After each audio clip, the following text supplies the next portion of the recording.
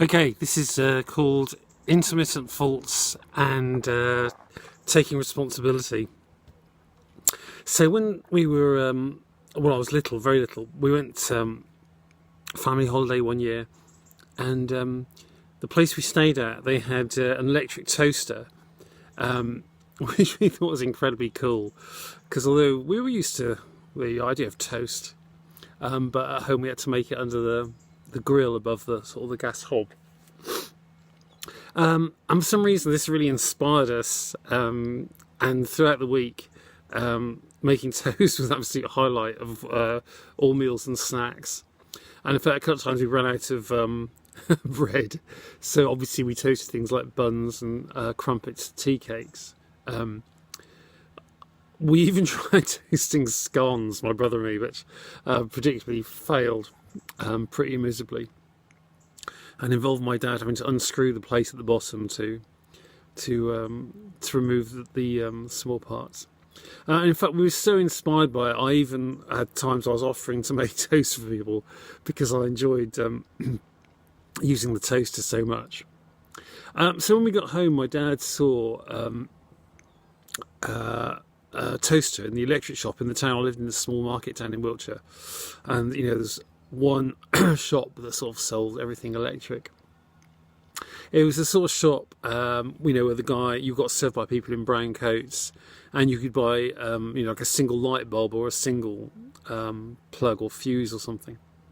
And it was a place my dad used to go to a lot to ask for advice, and the guy who owned it, a guy called Mr. Campbell, I think they were a very similar age, they had a lot in common. Mr. Campbell gave my dad advice, and they would chat away quite happily. So we saw this new toaster in Mr. Campbell's shop, and we bought it as very much excitement at home. So we had this marvellous silver toaster at home. We could have things like bacon grilling and make toast at the same time. Marvellous. But after a while, the shiny new toaster stopped working. And it was an intermittent fault. And what happened, it would toast the toast right, but it wouldn't eject it. But not all the time, it's just say it was intermittent. I thought, so in the end, my dad took it back. Mr. Campbell couldn't find anything wrong with it, but said he'd take it in for a while and test it. And in fact, in the end, he couldn't find anything wrong with it at all. And he gave us a new one, and that new one worked perfectly for years.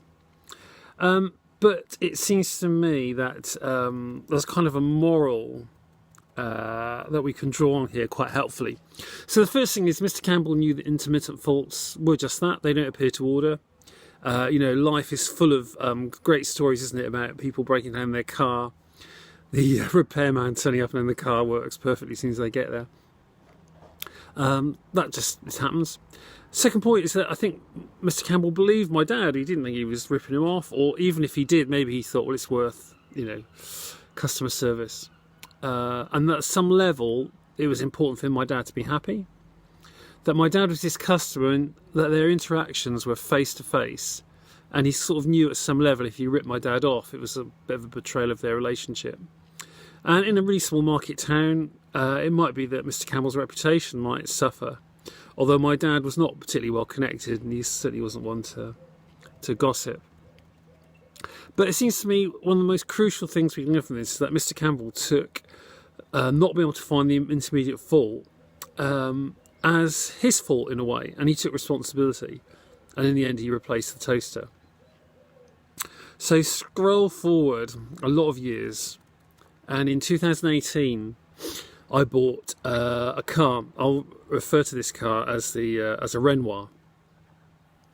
I kind of got a bit seduced by the Bluetooth, the lovely ride, the keyless key, the amazing sound system, the French cockpit, and so I bought this car. It cost me 16,000 quid, second hand, obviously. But I thought, I'm 61, I won't have that many more years driving probably. I deserve a grown-up car. I went for it. And initially I was absolutely delighted. The car was great, and especially on long trips, and that sound system and such a comfortable ride was absolutely great. After 3 years it was due for service, so I booked it into the local Renoir garage. And also at this time there have been a few moments where it was a bit reluctant to go into gear, particularly moving off from stationary, putting it into first. Although as time went on, it then started to be difficult to put into reverse, and then also sometimes difficult going like from second to third. So I booked it in for a service, and I said to the people at Renoir, while it's there, can you just check over this gear change? Which they said they do. So I went to collect the car after the service, and they said they done the service, obviously checked the gear change, nothing wrong. They said they, I don't know, greased the something or other a bit more. Nothing wrong. So I drove home, and in fact, on the way home, it was much better, I have to say. But the next morning, to my disappointment, I couldn't get the damn thing off the drive. It wouldn't go into first gear. By this time, I ended up learning lots of little tricks, like moving off in second, which of course isn't good for the clutch. So, I rang them and took it back. And so again, they checked it. Again, they found nothing wrong. So this is the moment. Okay, this is kind of the central moment. They find nothing wrong the second time. I walked back to the car, got in it to drive home, wouldn't go into gear. Oh, Christ, what? So stupidly, one of the worst decisions of my life, really, instead of just going back in, I attempted to drive home, and I won't go into the details now. Basically, I had to move off in seconds. I had to hope I didn't stop at any traffic lights. You can imagine the tension, not be able to get it into first gear. Then I thought, what am I going to do now? So I thought, well, that's right. They haven't been able to sort it out, but I'll go to Renoir head office, because they're bound to, take this very seriously.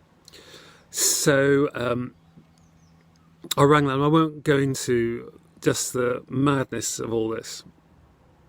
Although I do like the idea that one of the solutions they suggested, I had to then ring a garage in quite a long way away to book it in. Thinking, surely someone's going to have to take some responsibility for this. But anyway, so after this, I sold the car. I thought, I can't be doing with this. This is ridiculous. But I was thinking, well, okay, so what can we learn from this? I thought it was interesting that them not finding the fault was kind of the end of the matter. Was it seemed to me that the issue was that, in fact, they weren't good enough to find the intermittent fault. And so that led me to think of what could a global company like Renoir learn from Mr. Campbell.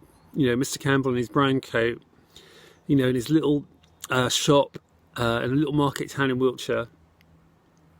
And I thought, well, they could have had respect for the customer. They could have basically taken the car in for a week, couldn't they, and said, right, have a courtesy car. If we can't find it, we'll put a new gearbox in. The car's still under warranty. We need to take responsibility here. Which they didn't. Basically, they just treated me, rather badly. I cannot tell you how good it felt selling the car as well, seizing the power, because part of the problem is when you're getting moved around and waiting for people to phone you back, you're so utterly powerless. What could a global company learn from Mr. Campbell? Well, so they could learn to trust the customer. They could have respect for the customer who works hard, pays his hard-earned on their products. But I thought also they could live up to their advertising slogans. So let's have a look at a few Renoir slogans. It all starts with a passion for life. Well, yeah, it is, I guess, but you need to get the flipping thing in gear and move off. That's a good start. I would have loved to go anywhere and go everywhere, but no chance. Can't get the thing into gear. I'm also too worried about the car not going into gear at some crucial moment. There was a great moment where there's a real sort of chicane in the road near us over a bridge over the river, and I was letting traffic come through, went to move off, and it was my turn because couldn't move off. I was thinking, oh God, we're causing some enormous traffic jam. I love this one. I would love the car to have made our time great, but can't get off the drive, can't get into gear, and I'm incredibly unrelaxed driving this. But my absolute favourite, and if you go on the website for Renoir, they say, buy this particular Renoir, and it says, enjoy a world of services and rewards. Beautiful.